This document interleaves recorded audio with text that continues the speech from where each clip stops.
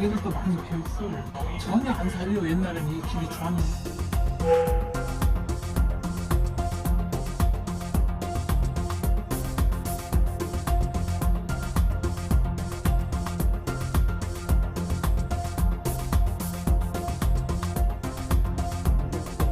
용적률을 대도시 수준으로 완화할 경우 노후 건축물에 대한 재개발, 재건축이 활발해져서 지역경제 활성화에 도움이 될 것으로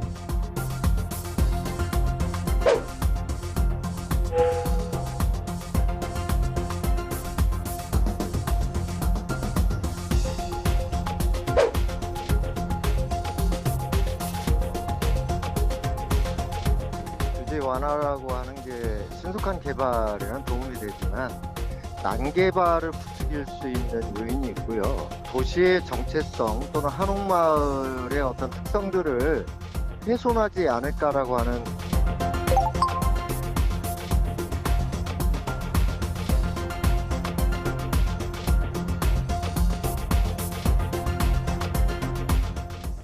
이슈 K 시간입니다. 전주시 민선 8기 시작과 함께 옛 도심 개발 논의가 속도를 내고 있습니다. 전주시는 옛 도심 개발을 촉진하기 위해 규제 완화 방침을 꺼내들었죠. 환경단체는 난개발을 우려하고 있고요.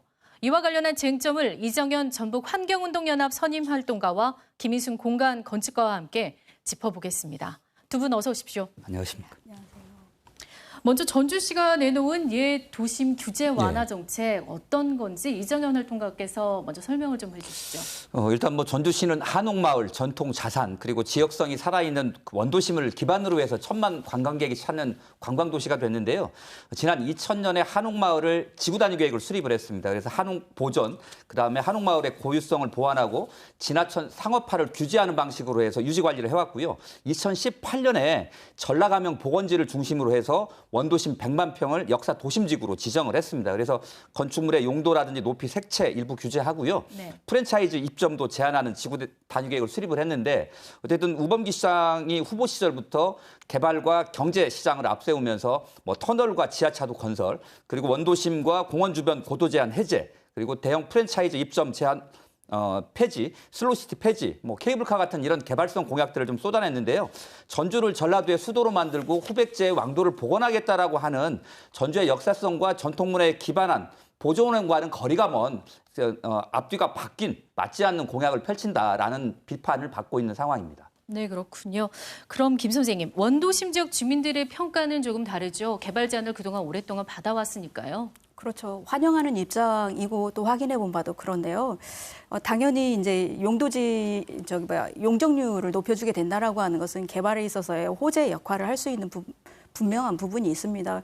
그리고 또 다른 의미로 보게 된다면은 원도심이라고 하는 공간을 지금 한정을 하고 봤었을 때 팔달로나 기린대로나 그다음에 이제 천변로를 중심으로 해서 실제로 그동안의 규제의 제한에 의해서 묶여 있었던 것들이 활발하게 이제 250%까지 용적률에 있어서의 확대가 이루어지게 된다면 여기서 가장 긍정적인 건 제가 개인적으로 생각을 했었을 때 이 도로를 중심으로 인해서 도로를 중심으로 도시개발이 이루어지게 되는 선형도로 도시계획이 이루어질 기회가 한 번 주어지게 되는 거고 네. 그거의 또 다른 의미로 무엇의 의미가 있냐면 결국 교통이 혼잡한 것들을 이 원도심으로 몰아주기 때문에 도시가 외곽으로 외연 확대되는 부분들을 최소화할 수 있는 기준이 될 것이다. 그래서 이제 여러 시민단체나 또 전문가들의 의견들에는 문제가 있다라고 표현되는 것들을 오히려 이 선형도로를 중심으로 한 도시계획 안에서 그 문제점들을 조금 더 보완을 하면서 이것들을 좀 튼튼하게 잘 메꿔가게 된다면 꿈의 도시 꾸리찌바가 선형도로 도시계획을 이루고 있었던 것처럼 우리도 마찬가지로 꿈의 도시 내지는 꿈의 전주를 만들어갈 수 있는 그런 기회가 되지 않을까란 생각이 듭니다. 다만 여기에서 이제 법으로 좀 부딪히는 부분이 하나가 있어요. 그게 뭐냐면 원도심이다 보니까 문화재 현상 변경이라고 하는 게 있거든요. 그게 예를 들어서 그 풍폐지관이랄지 전주 풍폐지관, 그다음에 풍남분 같은 경우에는 그 원형 보존 지역이 있는 거고, 그다음에 1지역, 2구역, 3구역, 4구역, 5구역이 있었을 때 이 구역에 대한 건축들이 제한이 되거든요. 실제로 이런 문화재 현상 변경하고 그다음에 여기 용적률을 상향을 했었을 때 이 두 개가 상충되는 부분들을 어떻게 잘 매치할 거냐라고 하는 부분도 행정에서 해결해야 될 부분 아닐까라는 생각이 듭니다. 그럼 어떻게 규제를 완화하겠다는 건지 조금 더 하나 살펴보겠습니다. 주거 상업 지역의 어떤 용적률을 높이 40m 이상 건물에 대한 심의를 없애겠다라는 게 골자였는데 네. 이건 어떻게 보고 계십니까? 그러니까 선생님? 실제로 전주시는 이종 일반 주거 지역에서의 용적률이 230%, 그다음에 3종 일반 주거 지역에서 그 250%를 주고 있어요. 이것을 이 2종의 230%를 250%로 올리겠다라고 하는 게 이제 이 내용인데, 서울 같은 경우도 2종 일반 주거 지역이 200%고 3종 일반 주거 지역이 지금 현재 250%를 주고 있거든요. 전라북도를 전체를 놓고 비교해 봤을 때도 전주시는 230, 250, 2종, 3종이, 근데 나머지 도시 같은 경우에는 전부 250에 300%를 현재 주고 있는 상황입니다. 그래서 도시의 기준으로 놓고 봤었을 때는 그닥 그 부분에 문제는 되지 않을 것 같고요. 그다음에 40m에 관련한 부분에서 도시계획 심의 폐지한다라고 하는 것은 좀 이것은 심각하게 봐야 될 부분인 것 같은데, 올해 5월 12일 날 국회에서 건축물 인허가에 관련한 이 복잡을 단순하게 해야 될 필요가 있다라고 하는 그 토론회가 있었었는데요. 이게 건축심의와 그다음에 도시계획심의, 그다음에 경관심의, 교통영향평가를 통합심의하자라고 하는 것들이 논의되고 있습니다. 이것을 충분히 이 범위 안에서 우리도 할 수 있는 부분인데, 이것을 폐지하거나 내지는 건너뛰겠다라고 하는 것은 문제가 있는 부분이라고 생각합니다. 네, 이정현 선생님 어떻게 보십니까? 예, 일단 뭐 저도 가장 우려하는 부분이 40m 이상 개발행위 이 심의를 폐지하는 거거든요. 왜냐하면 시는 건축 심의나 경관 심의가 있기 때문에 40m 이상 개발행위 시 도시계획 심의를 받는 것이 이중 규제라고 이야기를 합니다. 근데 도시계획 심의는 계획을 수립하는 단계에서 이 개발 사업의 목적과 내용이 적절한지를 따져보는 거고요. 건축심의나 경관심의는 일정 부분 사업이 진행되고 난 후에 위원회가 열리기 때문에 사전에 도시계획 심의를 받는 것과 경관이나 건축심의를 받는 것은 큰 차이가 있다. 예를 들면 경관이나 건축심의는 뭐 높이를 조금 조정한다거나 뭐 색깔을 좀 바꾼다거나 이런 논의 정도는 가능하지만, 예를 들어서 한옥마을 케이블카 같은 문제가 많은 이 난개발 계획 자체를 부결시키는 거나 방향을 크게 돌리는 것은 되게 어려운 조건이거든요. 쉽게 얘기하면 도시계획은 예방주사고 건축심의나 경관심의는 치료주사라고 할 수 있는데요. 치료약이 있으니까 예방주사 안 받아도 된다. 이런 논의나 맞다라고 보시면 될 것 같습니다. 그럼 역사도심지구인 한옥마을과 또 그 일대 지역을 규제를 완화하겠다는 계획도 있었습니다. 예, 여기에 예. 대해서 어떻게 보십니까? 일단은 뭐 용적률이 높아지면 사업성이 높아지는 거고, 개발업자 입장에서는 뭐 사업 수익이 많이 나는 거잖아요. 사실 환영하는 누구의 입장에서 이게 유리한가 이렇게 보면 될 것 같은데요. 어쨌든 건물이 높아지고 그로 인해서 재건축과 재개발이 활발해지면 도시의 스카이라인이 무너지는 거잖아요. 그래서 한옥마을이나 전주 원도심의 오랜 역사성들이 좀 사라질 위기에 있다, 이렇게 보면 될 것 같고요. 그다음에 어디에나 다 있는 그런 빌딩 숲이 아니라 전주만의 색깔이라든지 이런 부분들을 가져갈 수 없는 거고, 또 바람길이라든지 이런 부분들이 차단되고요. 무엇보다도 도시의 밀도가 빽빽하게 높아지게 되면 주차장이라든지 도로라든지 이런 기반 시설들이 같이 늘어나야 되는데, 원도심이 과연 그럴 만한 공간이 있는가, 이런 부분들을 잘 헤아려 보지 않으면 결국 또 시민의 예산들이 더 쏟아붓는 그런 난개발에 쏟아붓는 그런 상황이 될 수밖에 없지 않나 싶습니다.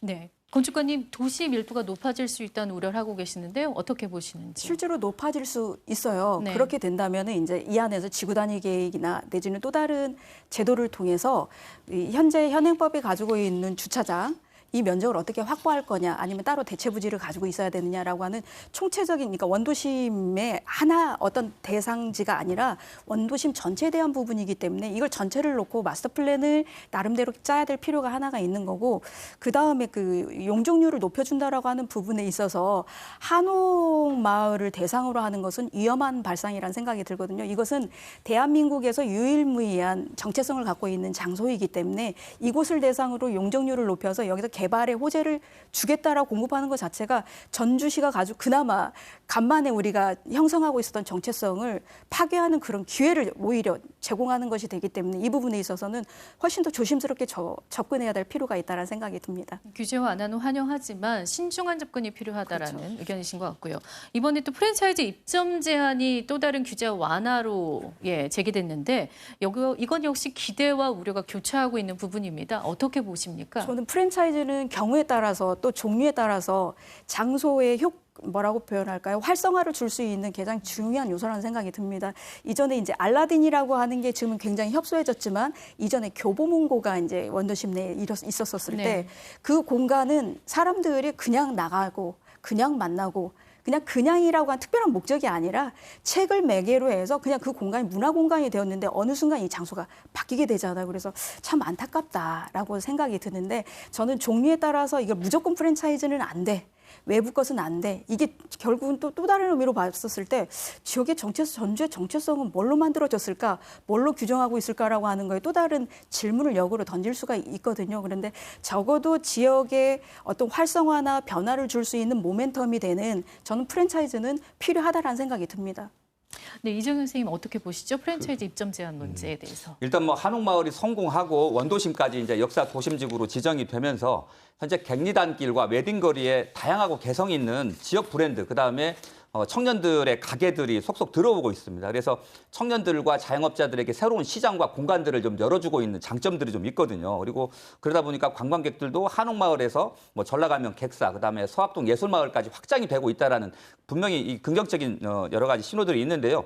이 시점에서 어떤 건물 높이라든지 고도 제한, 프랜차이즈 입점 제한이 풀리게 되면 어떤 지역 브랜드라든지 지역의 개성 있는 가게들이 경쟁력을 잃어갈 거다. 그래서 결국 이제 그 역사도심지구로 지정하게 되면 공적 자금을 투입해서 거리 환경이라든지 많이 조성을 하고 예를 들면 공공 이런 시설들도 많이 들어오게 될 것 같은데 이렇게 해서 거리를 살려놓으니까 결국 대기업 가맹점 프랜차이즈들이 들어와서 그 임대료가 올라가게 됩니다. 그렇게 되면 결국 청년이나 지역 자영업자들은 높은 임대료 부담을 떠안거나 아니면 다른 지구로 옮겨갈 수밖에 없는, 그래서 제주는 주민들이 부리고 돈은 프랜차이즈가 버는 이런 악순환이 반복되지 않을까라고 하는 우려들이 있습니다. 둥지내 몰림을 걱정하고 계시는 것 같습니다.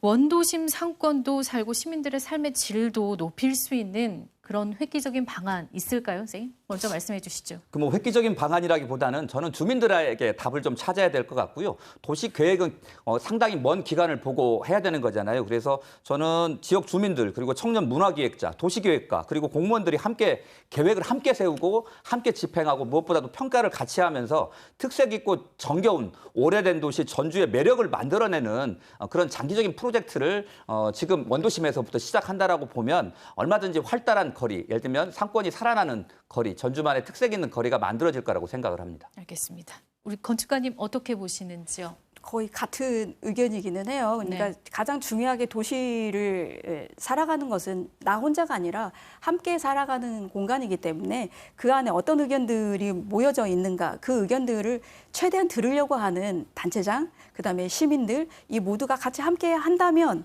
또 다른 의견이 만들어질 수도 있으나 그것을 또 이 토론의 결과를 수용하고 하는 그 과정들이 결국은 발전하는 계기가 되지 않을까라는 생각이 듭니다. 여튼 전주시의 그동안에 이게 고답되어 있던 것들이 뭔가 돌을 던짐으로 인해서 활발하게 논의될 수 있는 기회장을 마련했다라고 하는 거에 있어서는 저는 의미 있는 뭐라고 표현할까요? 안건이라는 생각이 듭니다. 네. 네, 알겠습니다. 두 분 말씀 감사합니다. 여기까지 듣겠습니다.